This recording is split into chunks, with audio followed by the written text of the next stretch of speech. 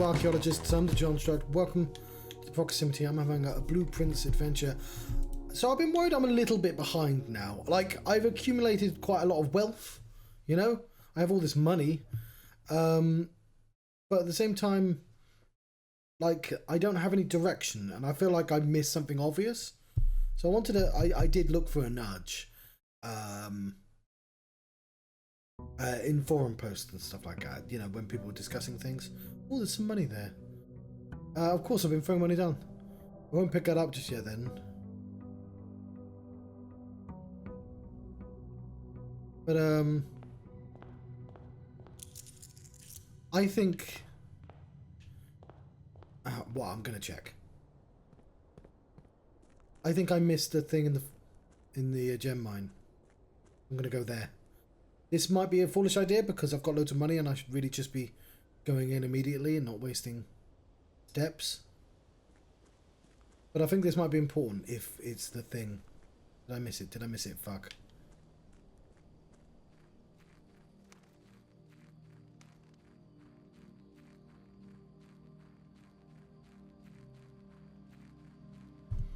Because I got two in the outside room. One in the orchard, and I think one is here, and I just didn't see it. Looked at this. Is it just there?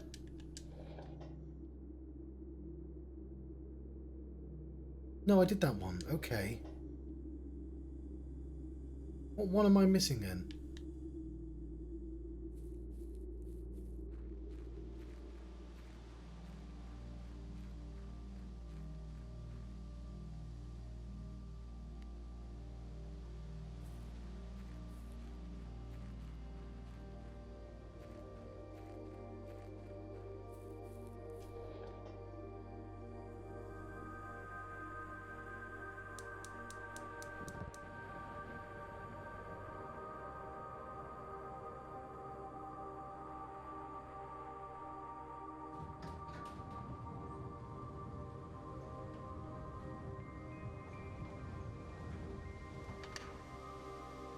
Okay, that's really cool, but I'm also really annoyed that I just missed it. And like, because I've gotten... There's literally no reason to come back to places if you think it's, you know... It's right out in the open. It's not the game's fault at all. I'm just blind. So, I don't feel bad for having to look that one up at all.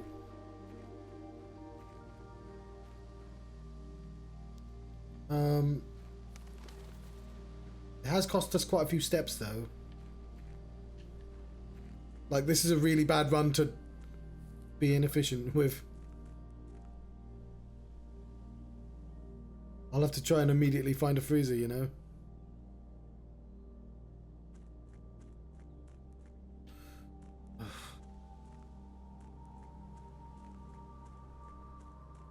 But yeah, I feel like I should have literally had that, well, as soon as I found the mine, right? That would have been the fourth one. Still, I've been accruing wealth. We'll take the tool shed.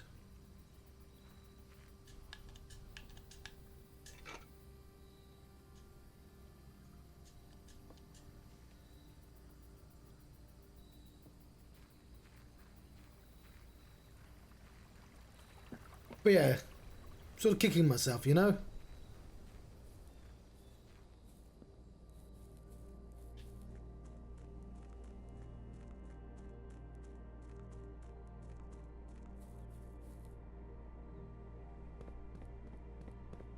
And you know what? The money isn't that important. That's simple again. I'm guessing... Actually, well, let's find out. Feels... That's the sigil we've already got, though.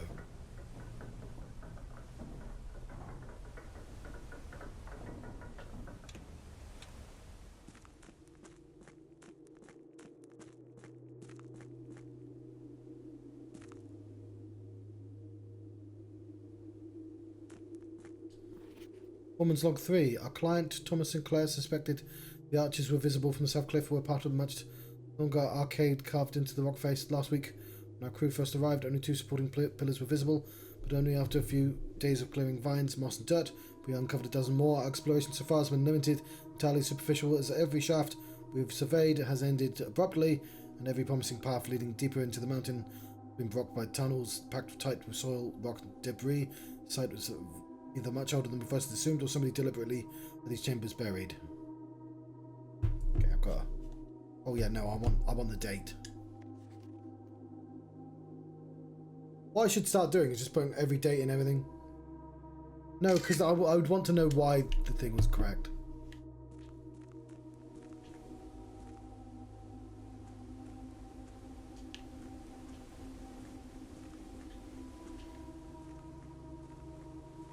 I should definitely have had a run. Yeah, but what for?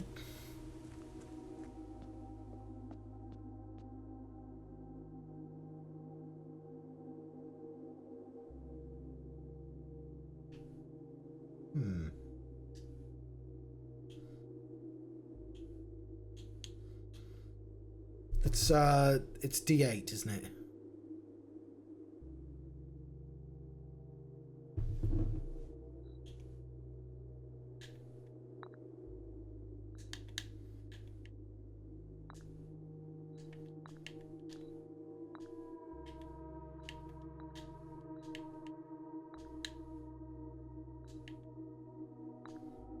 Cool.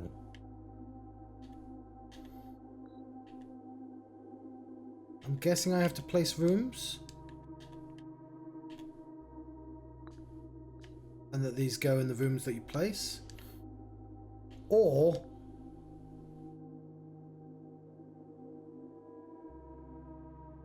they're like the numbers. Okay.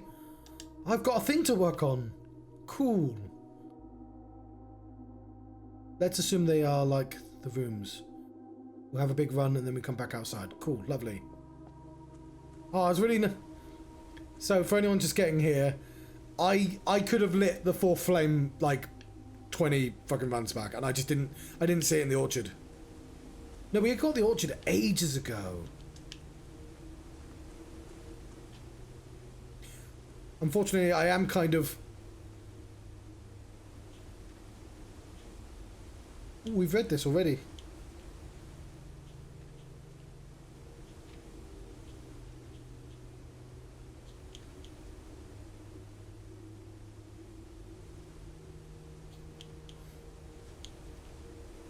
Red, Marshall and Fog. Okay, I already know that.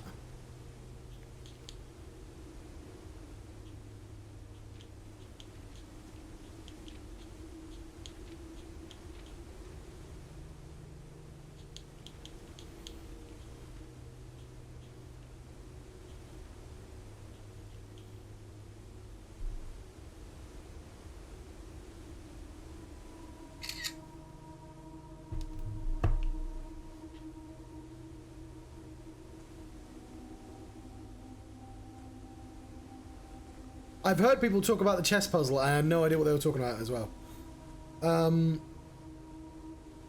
Cool. I wish I hadn't used up 20 steps, but what are you going to do, eh? We desperately need a shop to spend all our money in?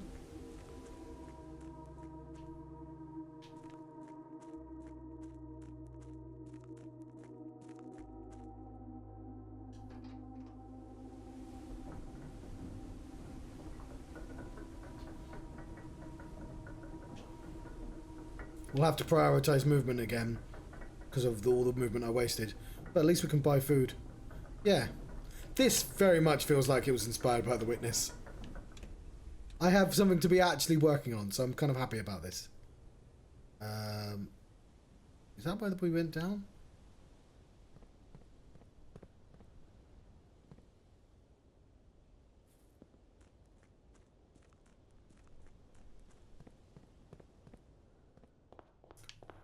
Well, yeah, we just want shops and we want movement. I'm literally just going to take that guest bedroom. I know it's potentially I'm being a bit hasty there. We need movement, really. I tell you what, we should also be looking out for those chess pieces. Do they change? Dining room.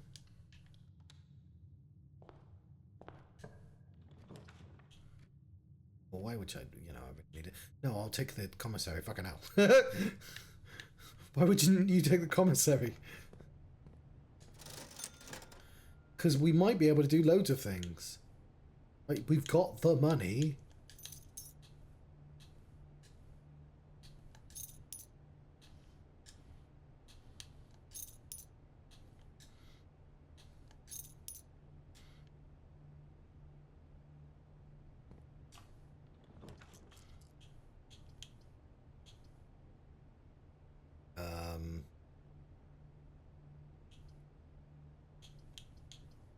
Take the spare bedroom.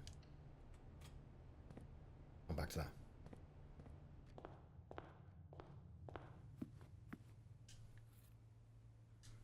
So right now I'm just looking at the entire place.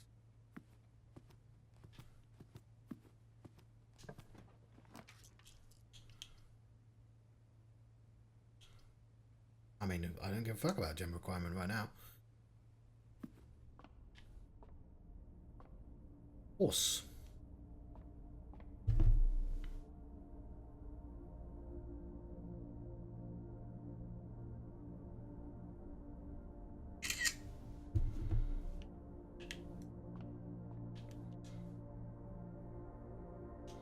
Fuck you, Draxus.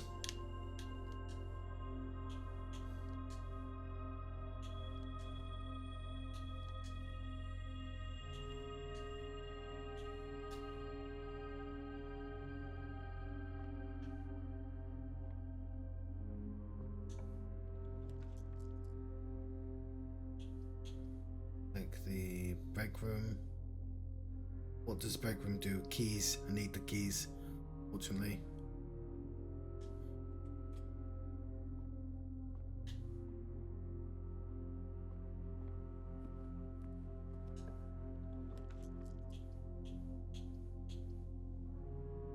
Ouch.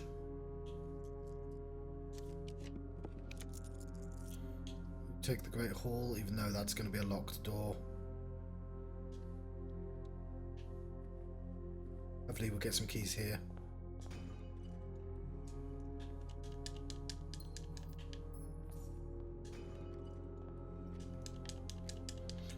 Just what I needed, some cash.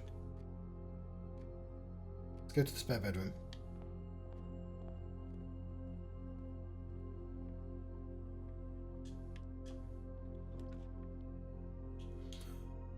We need shops. Desperately need shops.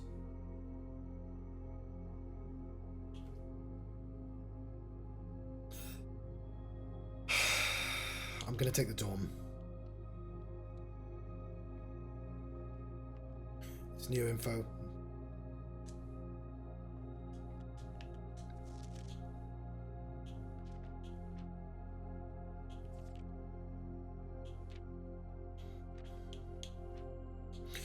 Okay, as architects, we know that designing a building is a complex and multifaceted purpose. From the layout to the details, every decision we make can have a significant impact on the final result. Perhaps that's why we're looking for ways to improve subtypes, to explore coloured floor plans to categorize the basic kind of rooms.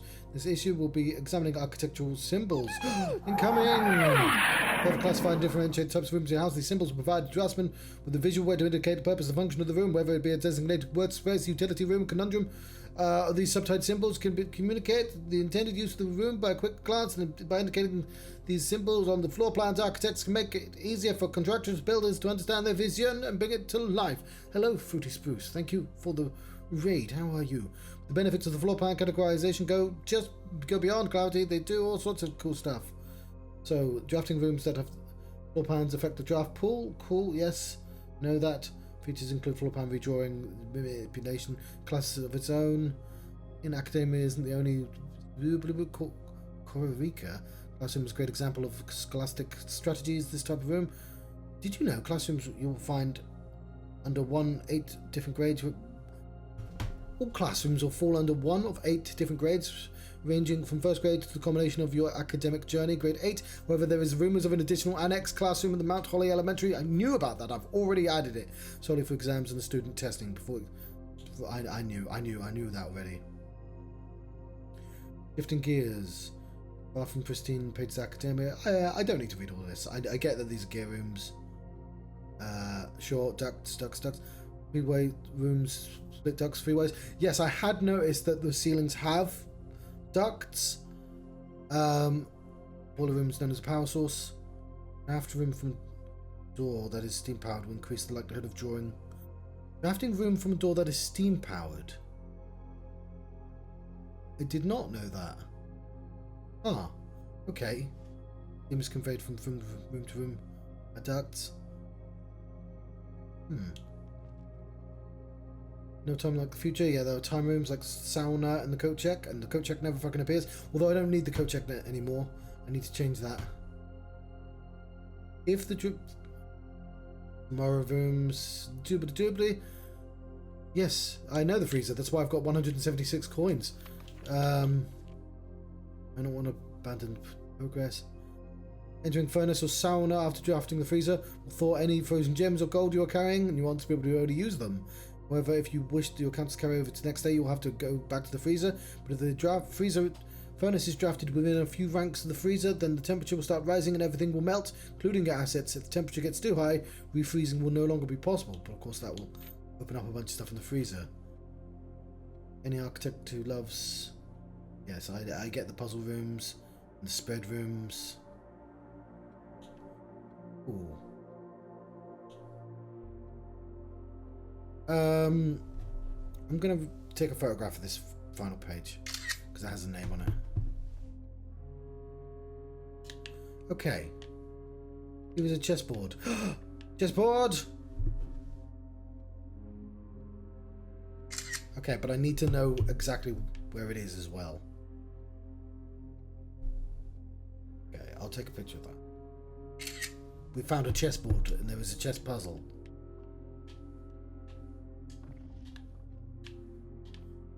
Anything else in this dorm? No, fair enough. Just that book. We only have one way forwards, which is really bad because I have so much money and no way to spend it. Not the end of the world, we could just get it again, but I'd love to not lose my entire progress.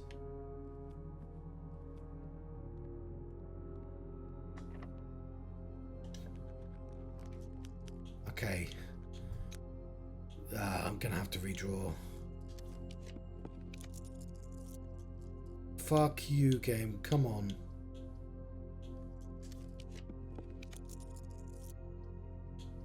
Okay.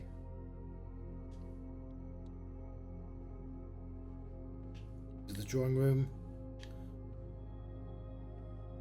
Again, this is apparently a puzzle and I don't get it. If we count small gates, 8 dates, crack 8 safes.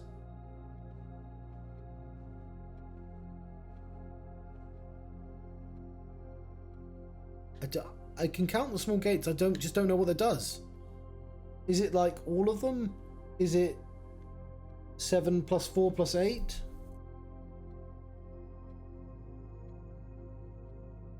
Well, like like 19.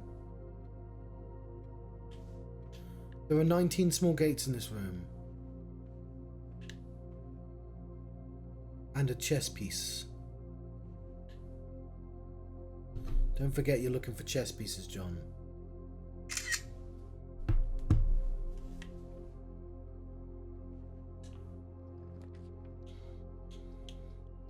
Okay, could you stop giving me terrible rooms?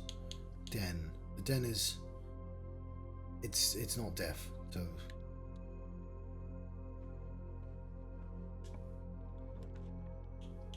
I could turn all my money into keys. Probably don't need to do that.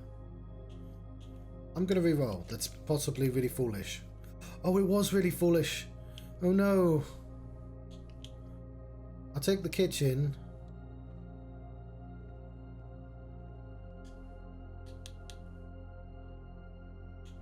Take the bacon and eggs. Club sandwich. We have a dice. But again, we will lose if we don't get a decent room out of this. Hang on, I should look for key for pieces. Okay.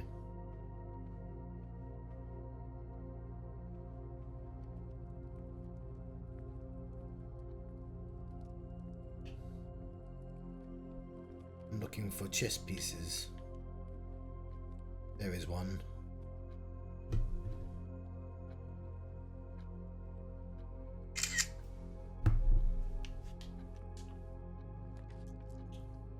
Oof. Let's re-roll.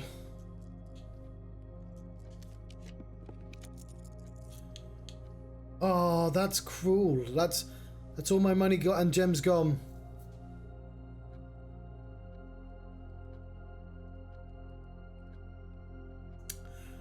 That hurts. I could have been smarter, but that hurts quite a lot. I won't lie.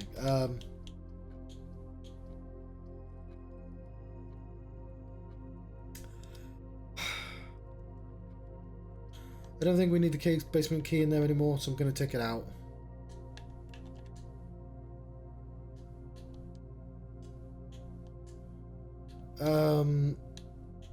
I would like the magnifying glass in here, because I'm going to use it to... Fuck, that's so much money I lost then. There's things you can buy that are like worth 100, and it's just... You know, it's painful. Okay, let's... Oh, what am I doing? Ah, no, I don't want to take a panorama. Stop being in panorama mode. I just want to take a normal photograph, please.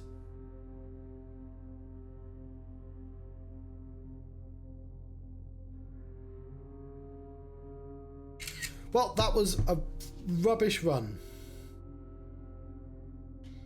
When it really needed to be not rubbish, but never mind. These things happen.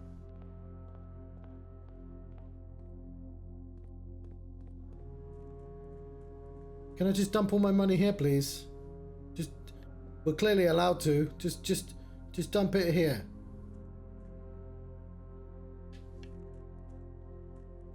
I mean, it was my fault for having guest bedroom, I guess. I could have been smarter.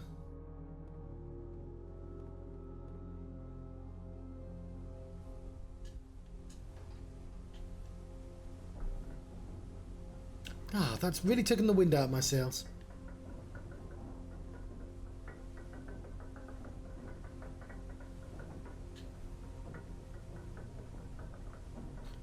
We didn't even have the break room, did we? Did we? We do have the break room, okay.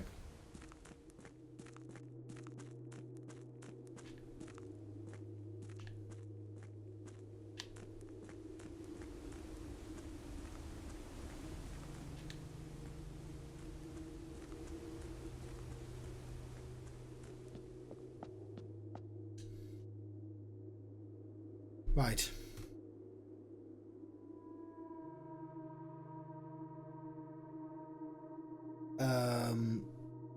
What was that? The den.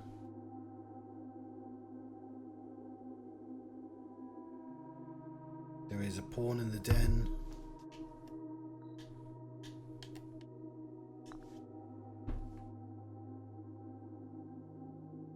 There is a pawn in the drawing room. I mean, I guess we don't need more than one pawn. Just all pawns. No, the observatory had this.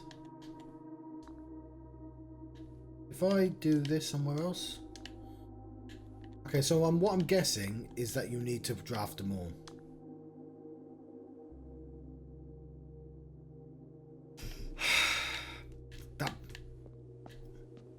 I'm gonna try my hardest not to be grumpy, but like, how can I not be? I'm about to lose 175 gold. We can get it again. It's not that difficult, but it's still gonna hurt, you know?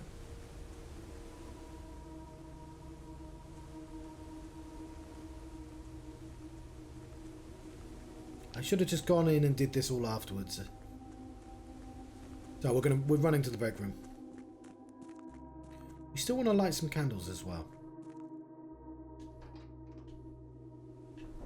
So yeah, the chess puzzle doesn't seem like it's very difficult though, so we can actually make tangible progress. I just need one good run, and that'll do it.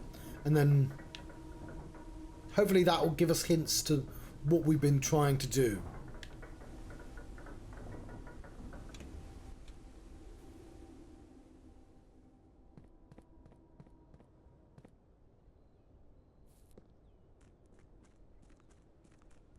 Gems just down the drain.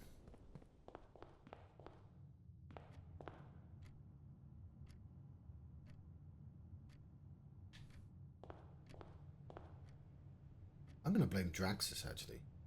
I reckon Draxus' fault for giving me those dead ends.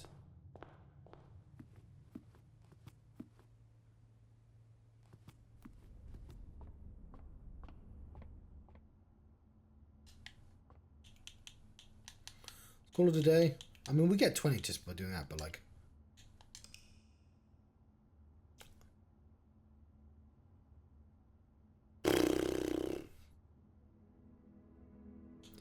Wasn't even cozy, it's quaint. It's a quaint cottage.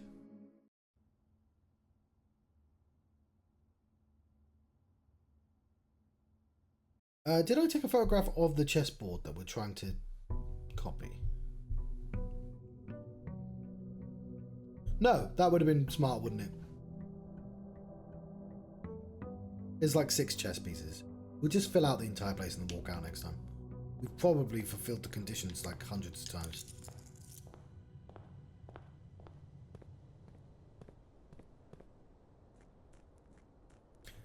See, we've still got 22 gold. That's still loads. It's just not going to be enough to immediately buy the most expensive thing the first time.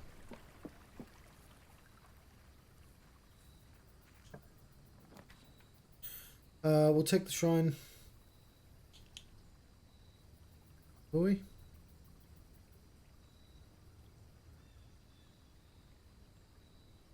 Yeah.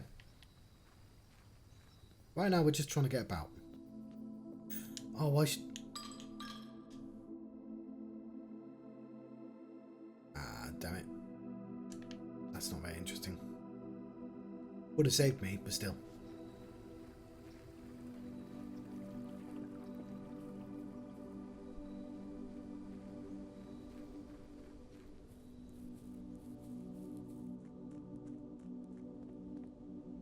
Let's try this again, try not being rubbish.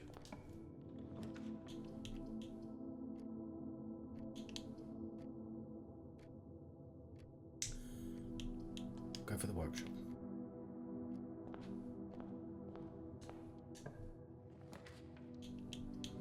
Here's a den.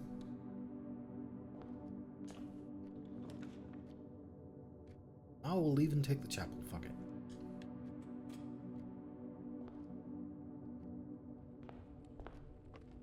Den has... I thought Den would have a pawn, and it does. Okay. We don't need to take the pictures again because, like, we still know it's the same. Take the bedroom.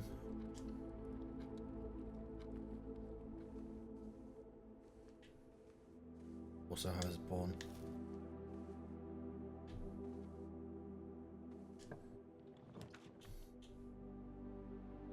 Oh, you've got to be careful, John. You don't have 30 gems anymore. He's not going to drop it. He's not going to drop it. Why are you making me look at this?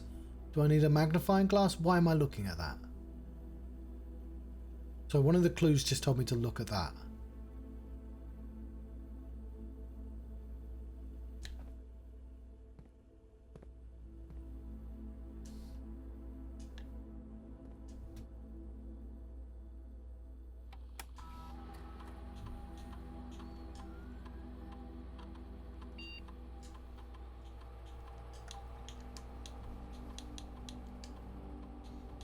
Security menu.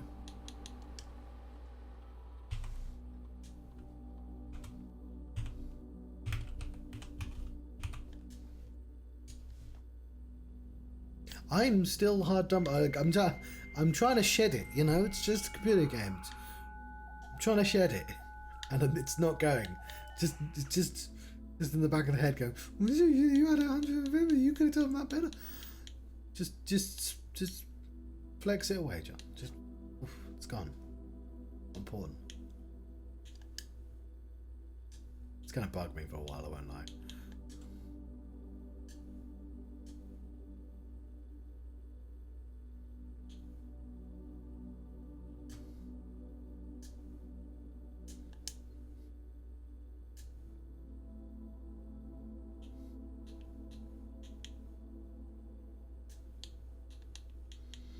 Drawing room gets me my dice to 2.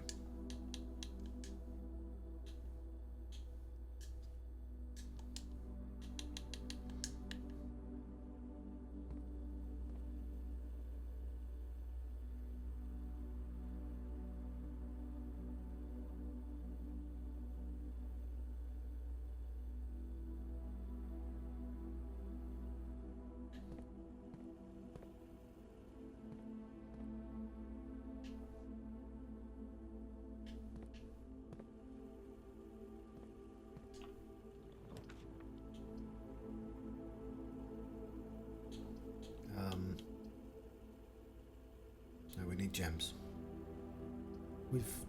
You can turn money into gems. Alright, that's kind of risky, but sure.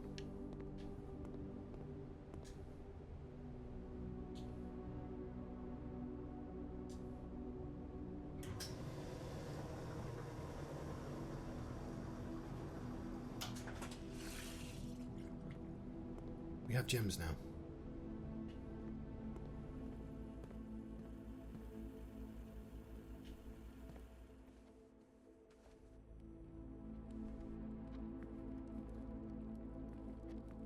I forgot to look for chess pieces. Sledgehammer, wonderful.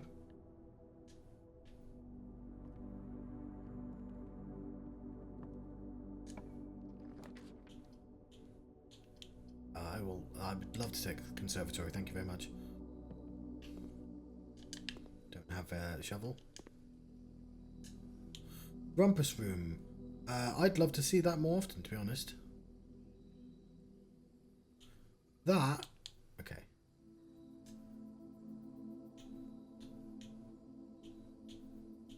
I'm going to make it standard. I'm not going to make it less common. Standard. Fuck off, is it standard? We barely see the Rumpus room.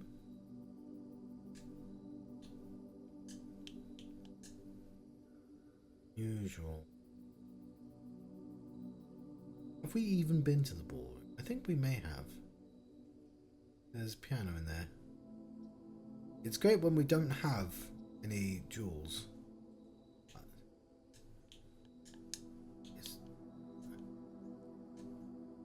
I think unusual is good, to be honest. What I want is to make the bad ones less often, but it never lets me choose. Chess pieces. Yes, okay, there we go. There's a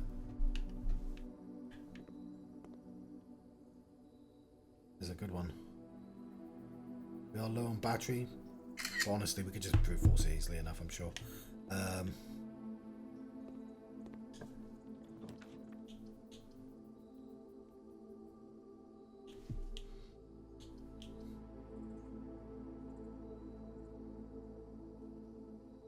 We need some money.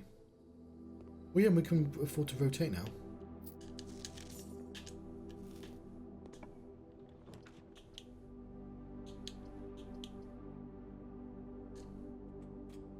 Oh, I would have loved you last time. Okay. I can't afford the metal detector right now, but...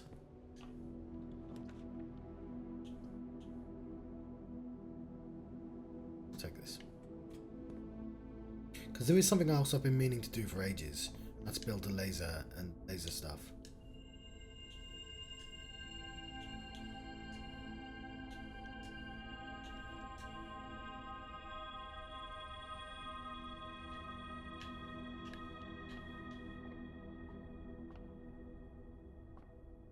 We can get that money back.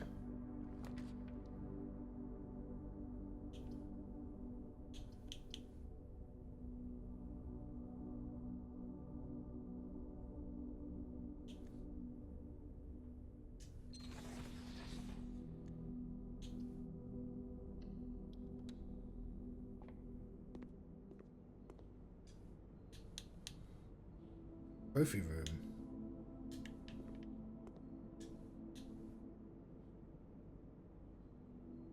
Yeah, sure, I'll take the club sandwich.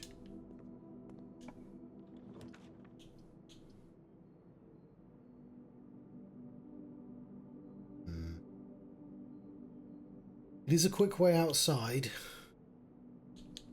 but I think I want to go forwards.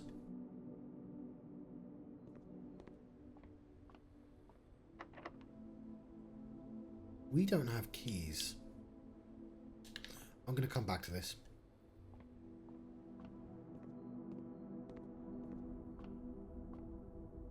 That is, that was a horse last time as well. I think. I'll tell you what, there's no harm in taking another photograph.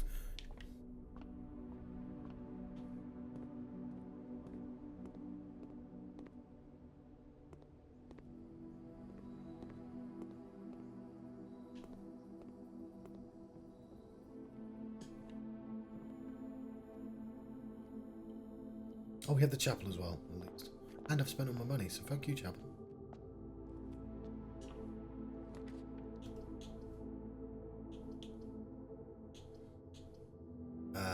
Never mind. We'll take the passageway. It's expensive, but we can afford it.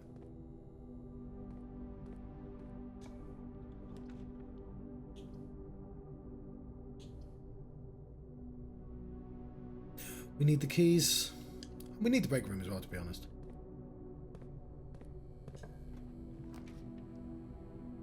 Ouch.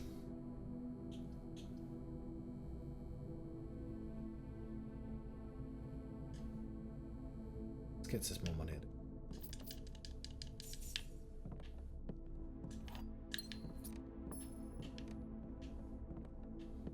There's a pawns.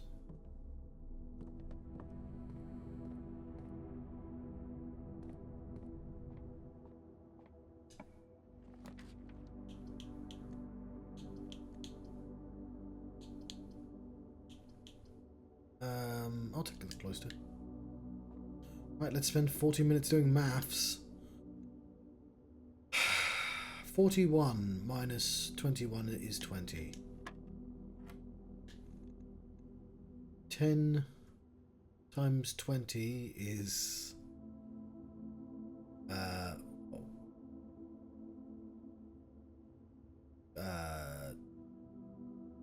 200? 2?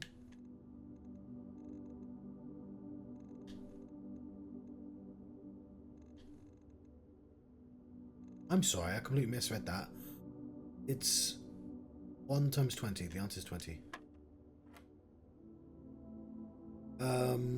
20 minus 1 equals 19, and it's 91 minus 20 is 71. Backwards is 17. Go silver key. Lovely. We'll use it at the foundation if it requires it.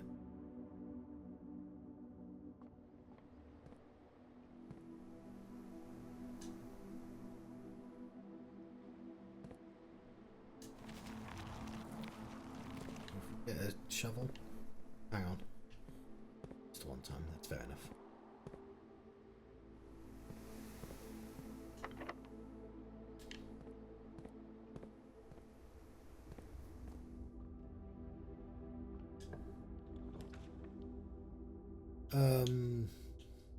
I'll take the Solarium. And I have a rare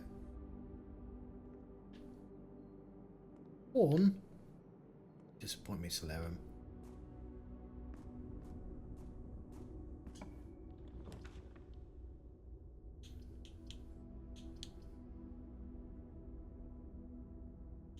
Gymnasium's fine.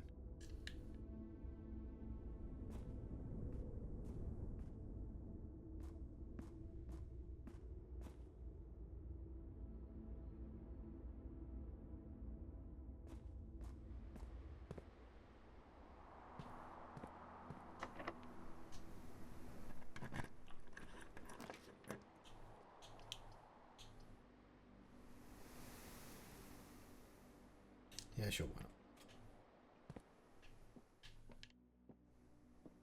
Statement with an odd number of words is always true. Oh, fuck off. Stems are in the box with the most words. False statements have less than 6 words. That's not true.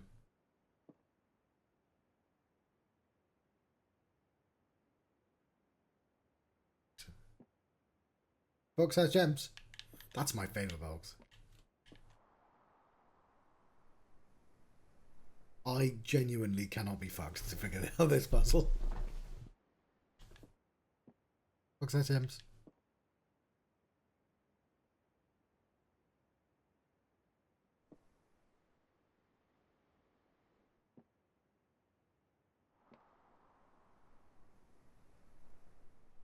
One, two, three, four, five, six.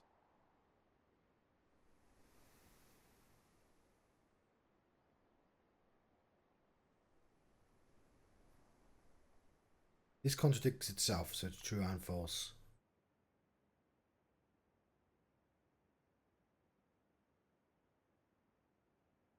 Odd.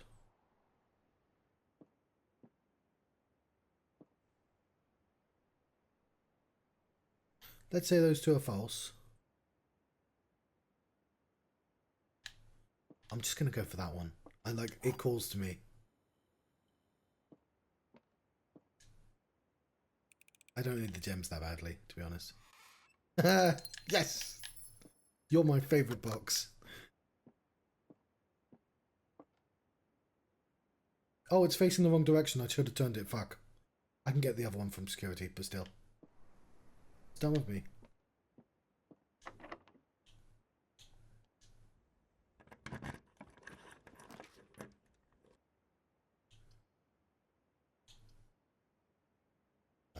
I'll take the greenhouse.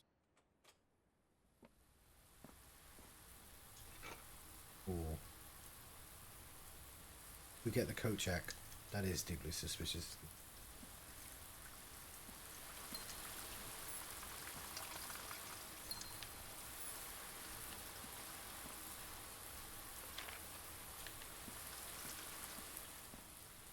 If we get the coat check, we can build a laser. Does this have any chess pieces in?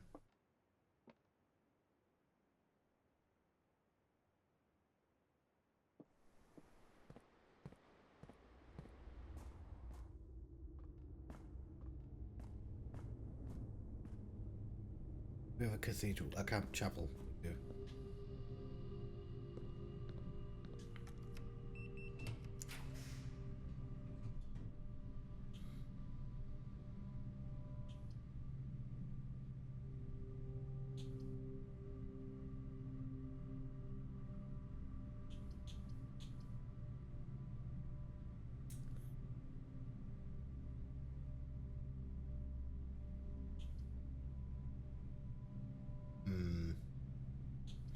I think I'll take the study.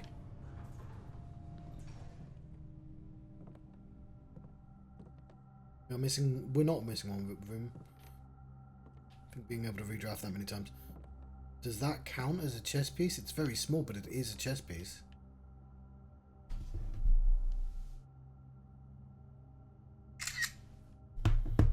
Also, I do see you, Jen. Oh, it's right there as well. Never mind.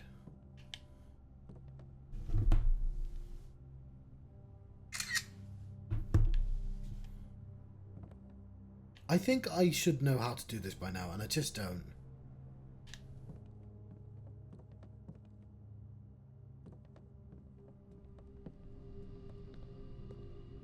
I think we need to work on... Okay, we're going to have to use the silver key.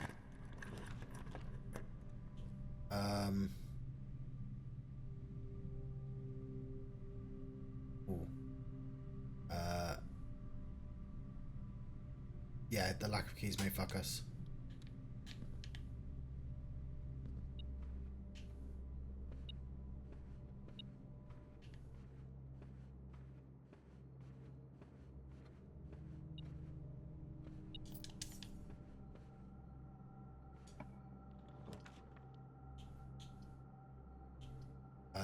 Courtyard's probably fine, to be honest.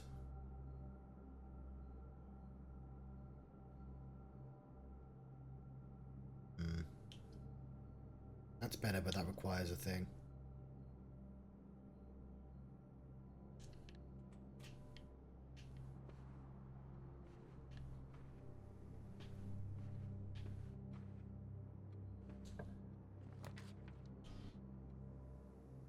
Conference room.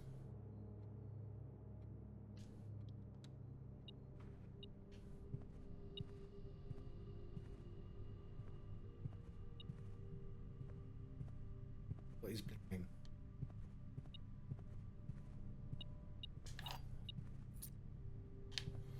Go downwards first. Only chess pieces. Okay. That's kind of annoying, but I feel like an attic would be a really good idea to get.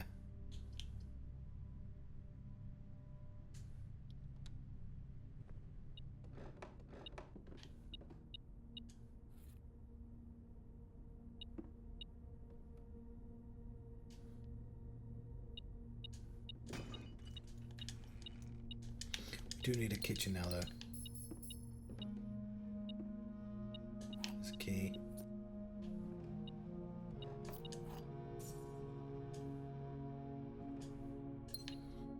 Oh, awesome. You know what? I may have picked out... I might want to go for my older pictures because I probably took pictures of them ages ago. Chess pieces, I mean.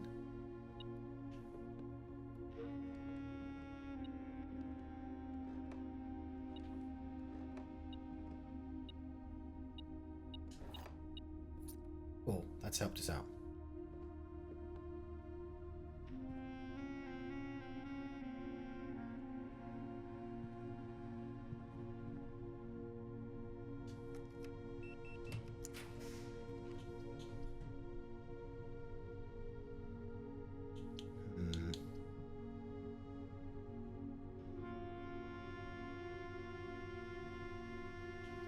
I'm going to redraw.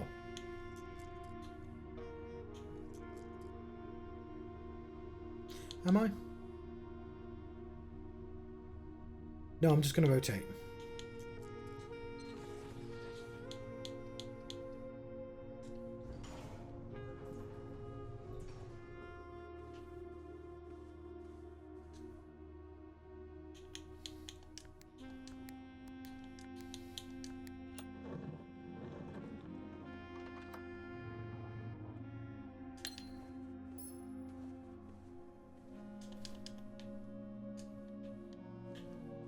Are there any chess pieces? I think we're going to need to find some important rooms.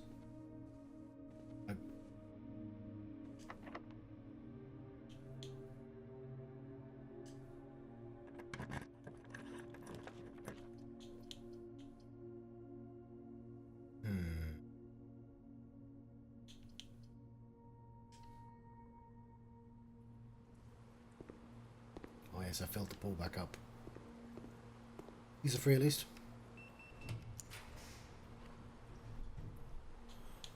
That is a shame. I really don't want to go into the ballroom. Oh, I can use a spare bedroom, but that's perfect.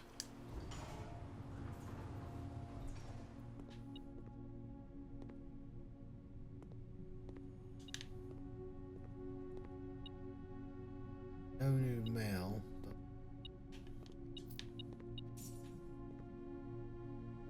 Looking for chess pieces, to be honest.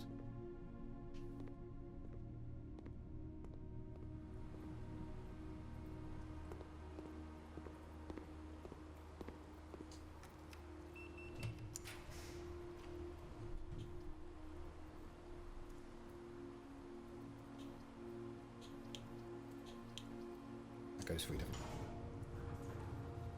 We need a... Welcome back, goldfish.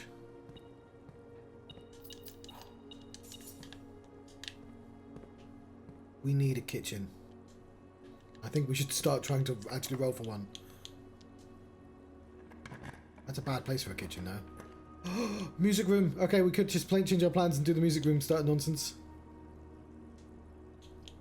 I mean, why wouldn't I?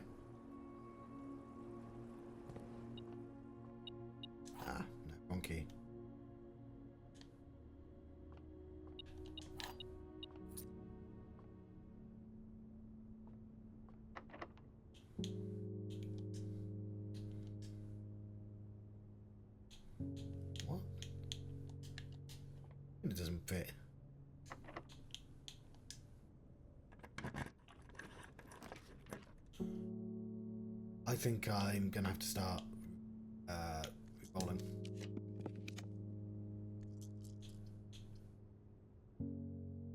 Like the library. That's an interesting enough room. Don't remember what rooms have chess pieces and what don't.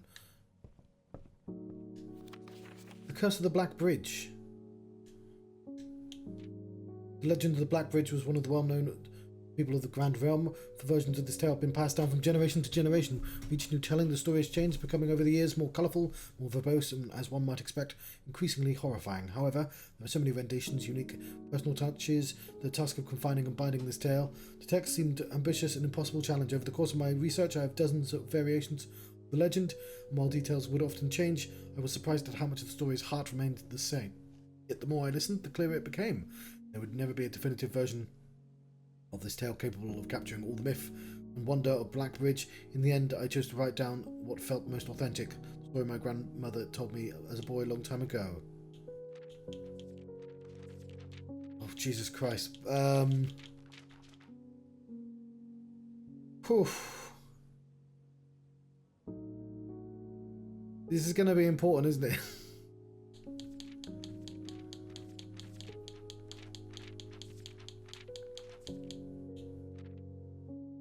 Okay, strap in. The berry picker from Orris. Many years ago, before peace had become a familiar word, there was a group of rogues so wayward that locals deemed it appropriate to call their number the Unholy Hounds. They were feral outlaws composed of society's worst in a time when society was at its worst, and for this crime that fearful travellers credited to the group, a dozen more lay unclaimed, each worse than the last. For the gentry, however, whose often value their coffers more than their companions, no crime could measure more wicked than the group's primary enterprise, high road robbery. One such member of the so-called band of rogues was a boy of 13 years, Jesper, who had not been lucky in life, having lost 2 brothers to war and parents to famine. In the years of hunger that followed, Jesper lived in the gutter, behind a churchyard, relying on the nourishment of scurrying bugs and weeds harvested from the cracks of alleyway to sustain his pitiful existence. It is not surprising that the child aiming to escape such hardships would take any easy road out, any easy and well-travelled road, paved with temptations leading out of the city and into the gentry lands, whose loose purse strings entwine with the strands of salvation and glisten equally with the hope of opportunity. It was this road that eventually led Jasper to the end of his youth, a hidden cave at the bottom of the Black Bridge Canyon. It was here that he met the surrogate family and saviors, the notorious gang of godless outlaws known as the Unholy Hounds.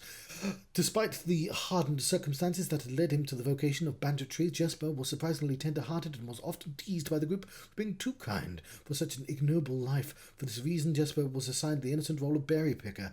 It was not just an innocence that set berry picking apart from the gang's more wicked undertakings, for it was the only duty to be performed without the safety of the night's concealment. Jasper had no stranger to solitude, did not protest that he was alone while the others slept soundly, tucked away in the cave at the bottom of the Black Bridge Canyon. On one such occasion, Jasper decided to get an early start. He left the cave, berry basket in hand, and set out into the woods before the morning sun had even brushed against the tallest tree tops. It was colder in the mornings, but the headway down the afforded meant... What? But headway dawn afforded meant... But the headway dawn afforded... meant Jasper could reach the furthermost berry patches without worry being chastised for tiring upon his return. It took over 3 hours on foot to reach this destination, and along the way Jasper had passed by many a familiar bush or priory pillaged and so bereft of berries that one would have to dedicate several moments in earnest examination before finding a single one. Jasper was patient, but even patience has its limits. He was confident that, even accounting for the time lost to this long stretch of travel, his efforts would be well worth the pains. Surveying the patches in this new grove surprised even Jasper. The red dots suspended among the leaves seemed numerous as the stars in the skies.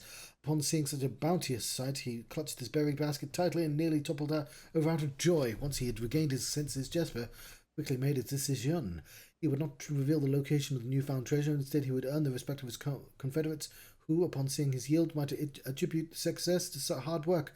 Smiling at his plan, Jasper set off to fill his basket, was making steady strides in his task when the sound of thundering hooves interrupted him. A carriage is approaching, he thought, made Jasper freeze, and had he been so enchanted by the discovery that he neglected to observe his surroundings? How could the roadway be so close? He ducked down and crept towards the impending sound, hiding behind one of the larger bushes nearby. It was only a moment before the sound source revealed itself. Within 50 paces of Jasper hid an elegant carriage with gold trim came soaring around a corner of trees, led by 2 beautiful white white horses and conveyed the stern-looking driver seated atop the vehicle, flaunting the most sophisticated regalia Jesper had ever seen. It was not just any carriage, it was a royal carriage. Even without having witnessed such a sight before, Jesper was certain. The sight had so transfixed Jesper that he stood awestruck, unable to tear away as the carriage approached. The little concealment the bush provided was so proven unequal to the driver's lofty perch that upon spotting the boy he pulled the reins with such an effect that the noble steed slid to a sudden halt with precise control. "You boy, get out of behind the bush," he shouted, with rigidity that betrayed a modest amount of fear. "You startled me half to death coming round the bend my own drive and seeing such an unfamiliar face in place where there ought to be any face." Jesper quickly contemplated running, but the man was so much older and his dress was suitable for courtly behaviour, not dashing through bramble and mud. "I was picking berries." Jesper raised the half-filled basket to allow the driver to see proof of his words. The demeanour of the man suddenly changed. It was a change that Jesper was familiar with. He had seen many times the same stern expression on the most fiendish bandits melt away when presented with a berry basket. Any suspicions the driver might have had instantly evaporated, for even the notion of a member of the unholy hounds picking berries seemed farcical. The softened expression made allowances for a smile. "Berries, eh?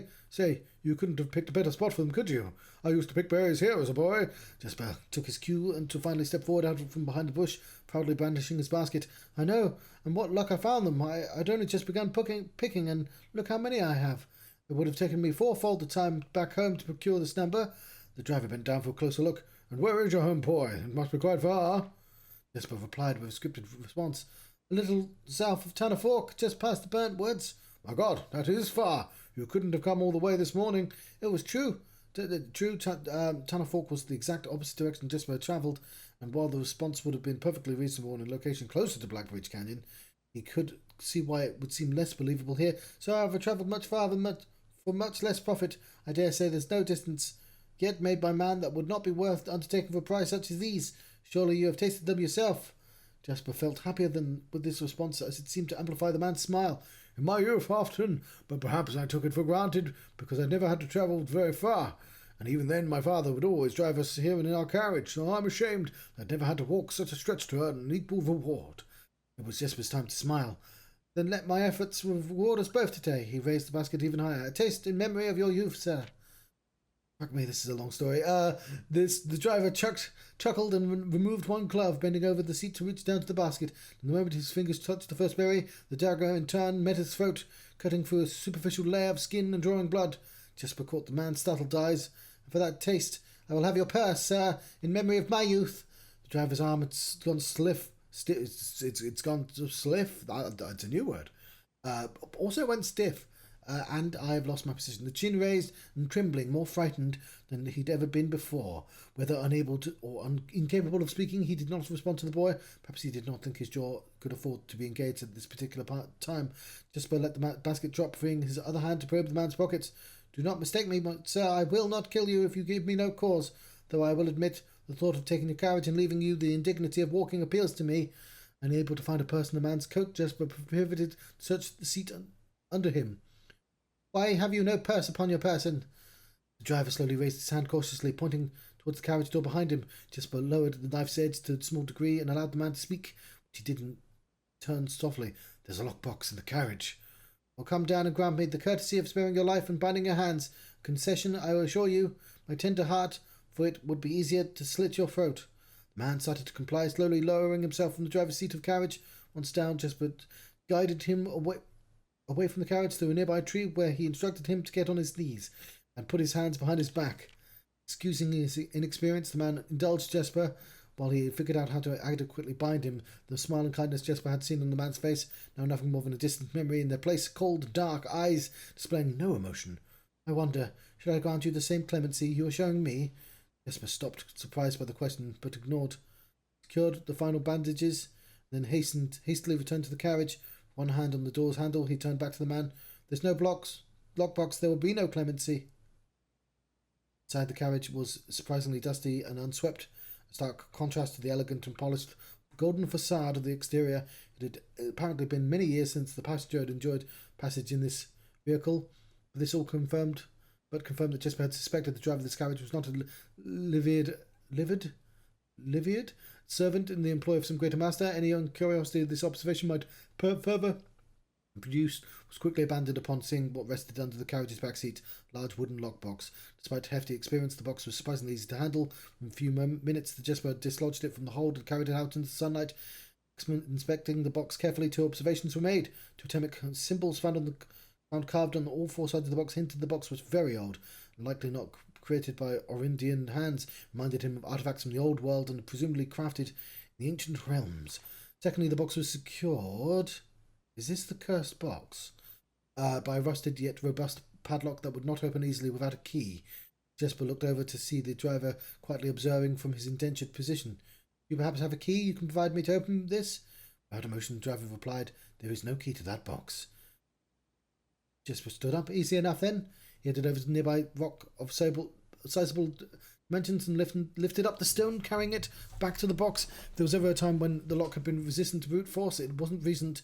With one hit, the stone had completely shattered the rusted lock. He bent down and opened the lid. Inside was an effigy, a crude figure chiseled from stone. Without too much deliberation, Jesper bent down and picked it up, somewhat surprised how heavy it seemed, given how light the box felt. Having expected to find something more akin to gold or gems, he looked questioningly to the man to find an explanation.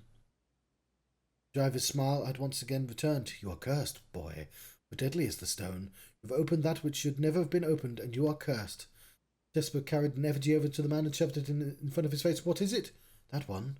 Feeling his disappointment, rising to anger now, Jesper tightened his grip on the effigy. On what? He mumbling, a gentur. And in God's name, why have you no purse upon your person?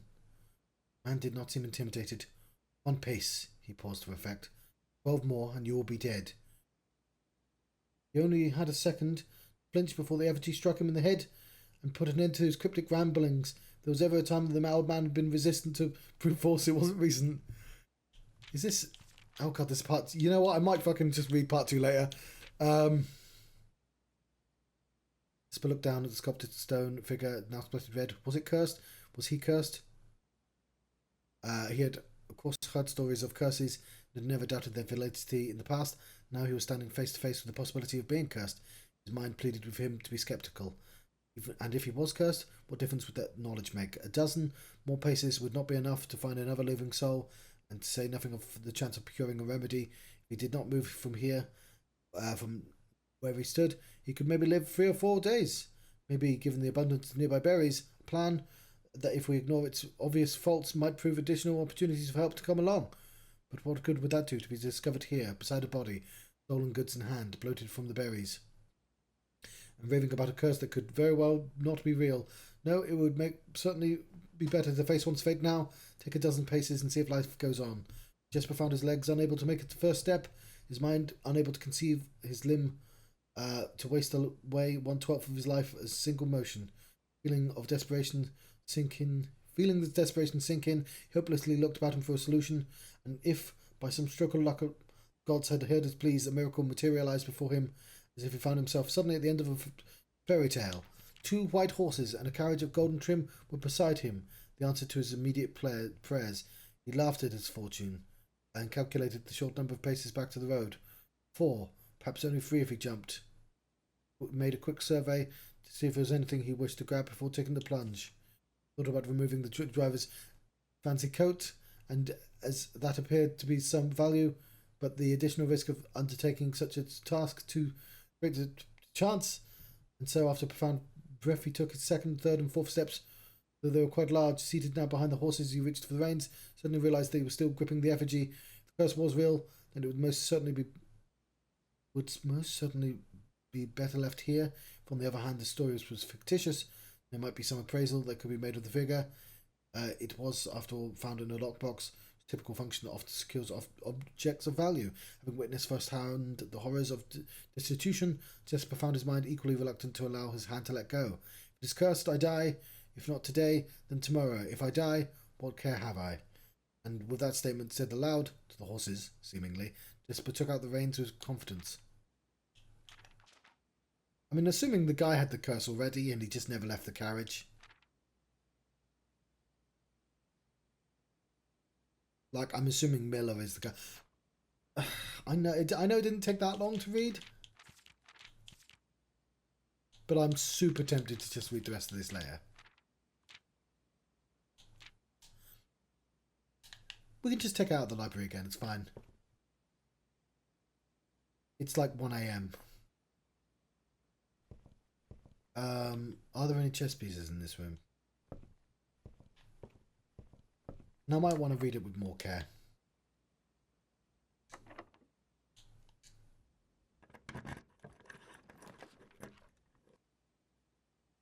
You see how easy it is to get money in this one?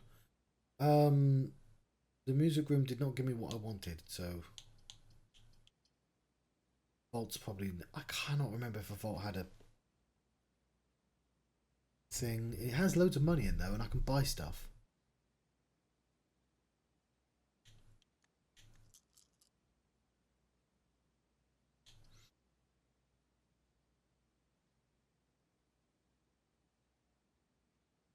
I'm gonna redraw.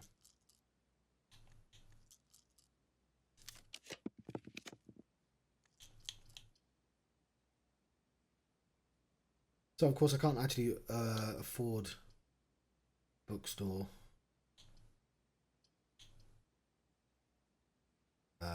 This will allow me to get the final thing from the drafting studio. And also it's kind of a weird room, isn't it? So it's like to have a weird like statue in it.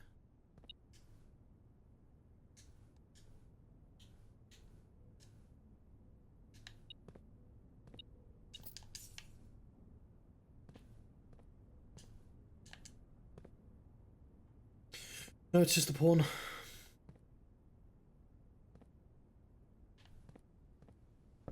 Shame.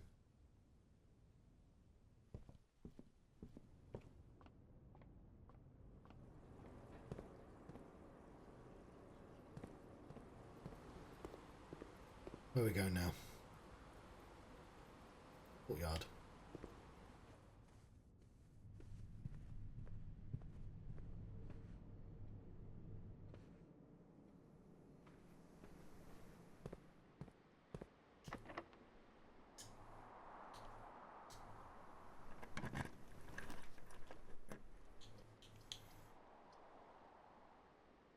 I'll take the cloister. Actually, I'll take the aquarium.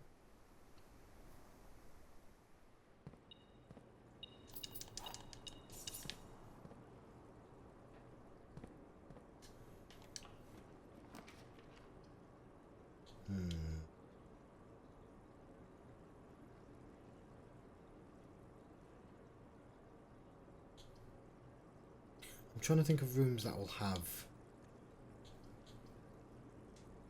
chess pieces in.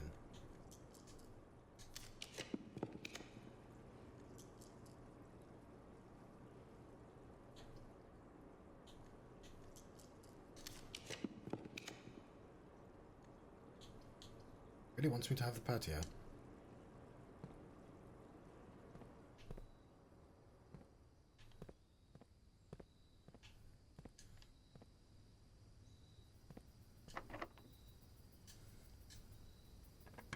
Oh, you can have the secret garden on the other side.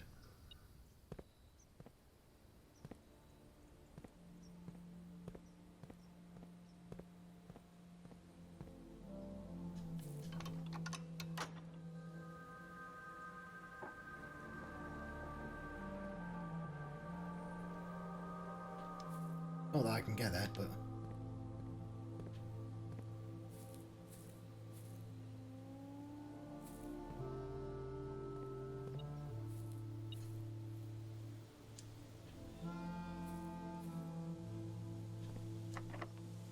So I'm using my keys.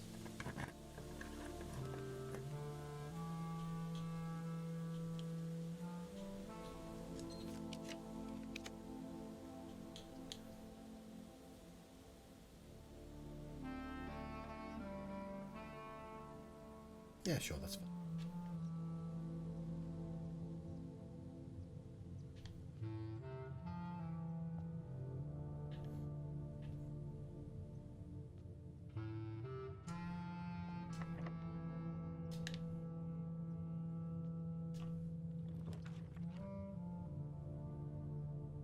Oh, I found the coat check.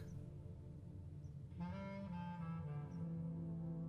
really, really need a kitchen. This could be my laser.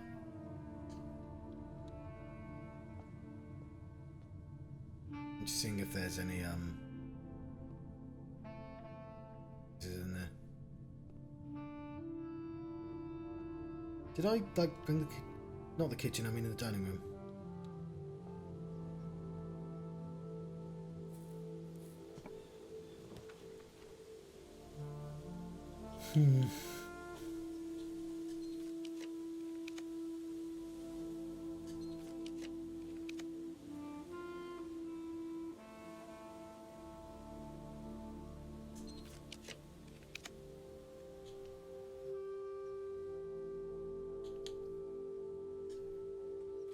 Well, it's not a kitchen, but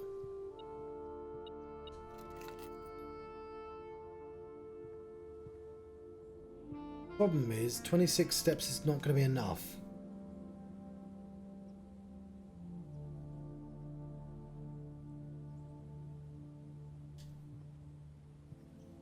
There's still a chance I can find a kitchen.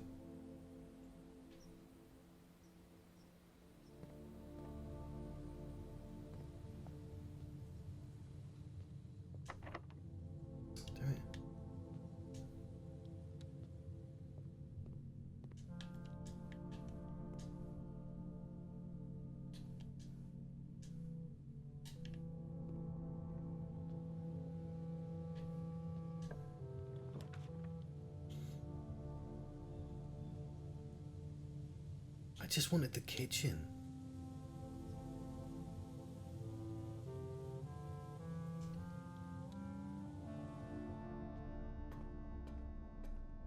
Does this have any chess pieces?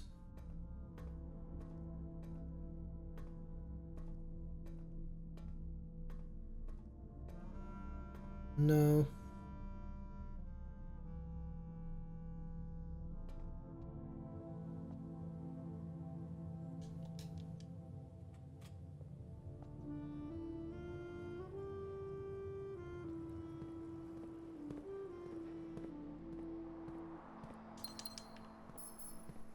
Okay, we have a couple more tries though. We have spare bedroom and security. Need to get to the break room anyway.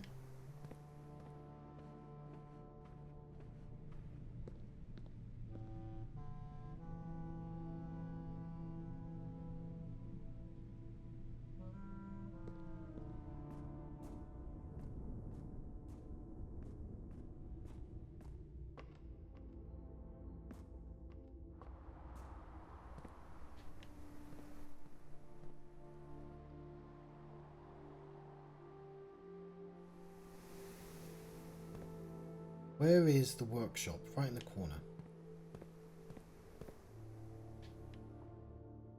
Fortunately, the coat check is nowhere near.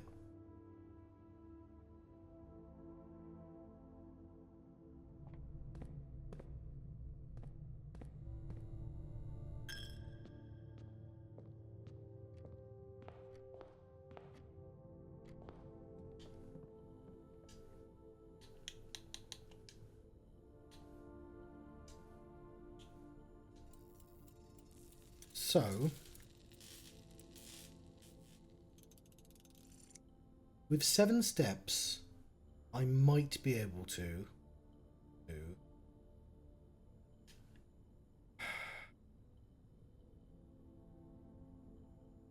Might be able to go underground.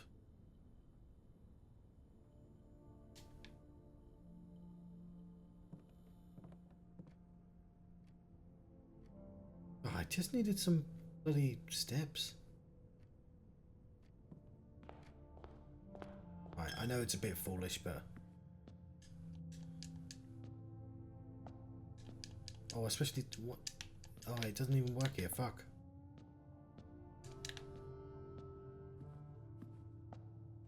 Well, I guess we learned that. The other thing is... are we not supposed to be... Yeah, we are supposed to be doing something else, but we can do it. I can't remember how many chess pieces we need, right? But I don't think we found them all. So, we found... 1, 2, 3, 4... That. 5, and I think there were 6.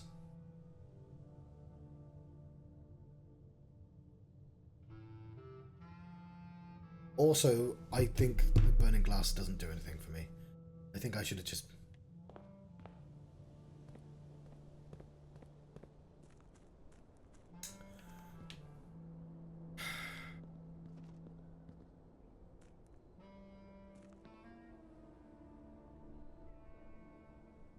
Oh, I've done everything wrong. This was a big run, but I think we need to figure out exactly what 6 room... Okay, stop whining, John.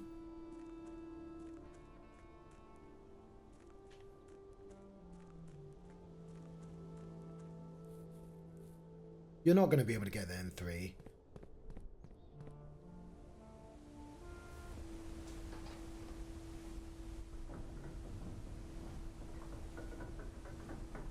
But we now know 5 of the rooms we need. 4 because a pawn's really easy. We don't really need to find a pawn room.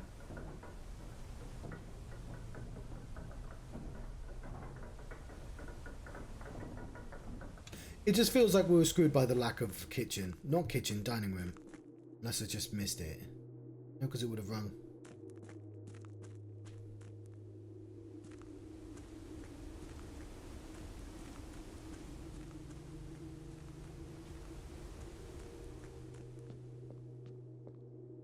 So, we are missing the Queen.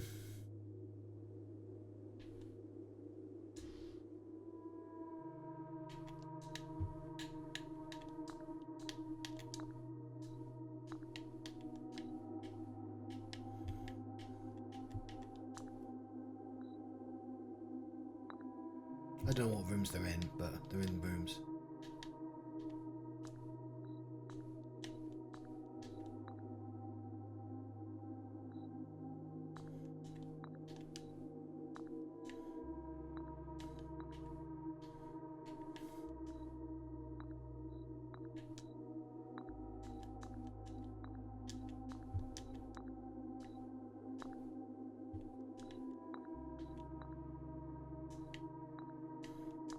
I'm just checking to see if I didn't miss it.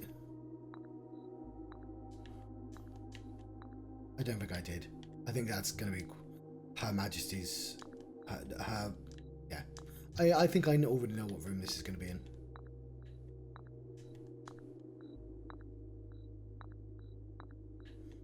Oh, sorry, I haven't put this one into my place yet.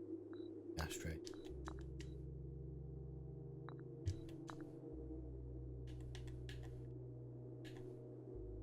I mean, it might be that room.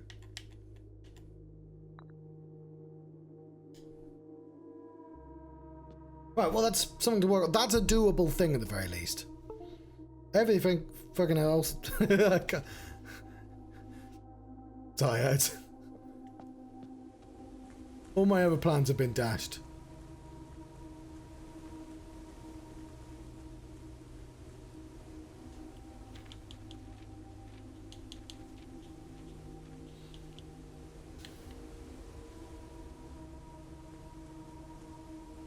But we'll always have that.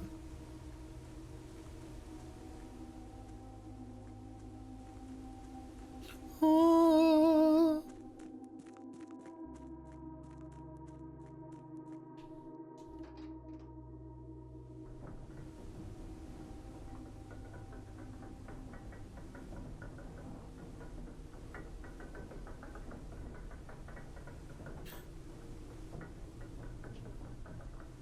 I think I got an achievement.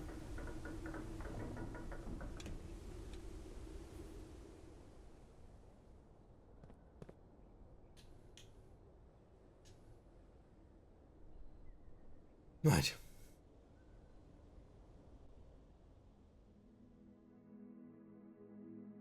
It was the guarding St. Holly, the guarding shopping centre of prayers.